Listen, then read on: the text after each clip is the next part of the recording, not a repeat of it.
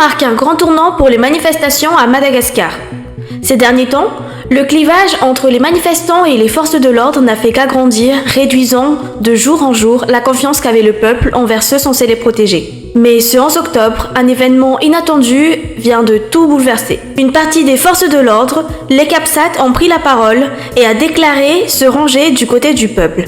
Ils dénoncent les injustices subies par le peuple face aux violences exercées par certaines unités et rappellent la raison de leur engagement, protéger le peuple et non l'inverse. Les CAPSAT appellent leurs camarades à les rejoindre, à refuser les ordres violents venus d'en haut et à prendre leurs responsabilités face à la situation actuelle. Ils encouragent les militaires à rester dans leur camp, à protéger les citoyens et à empêcher toute tentative de fuite du pays. Une nouvelle vague d'espoir souffle alors parmi les manifestants qui espèrent désormais pouvoir atteindre à Bouzatouf, 13 mai, lieu symbolique de la démocratie malagasy. En parallèle, les partisans du chef de l'État descendent eux aussi dans les rues. Selon la presse locale, de longues files ont été observées dans plusieurs quartiers de la capitale, rassemblant les contre-manifestants, parfois en vue d'une compensation. Face à cette situation tendue, le ministre des Forces armées a pris la parole. Il appelle au calme, à l'unité et invite les CAPSAT à venir discuter autour d'une table ronde, rappelant que la violence n'est pas la solution.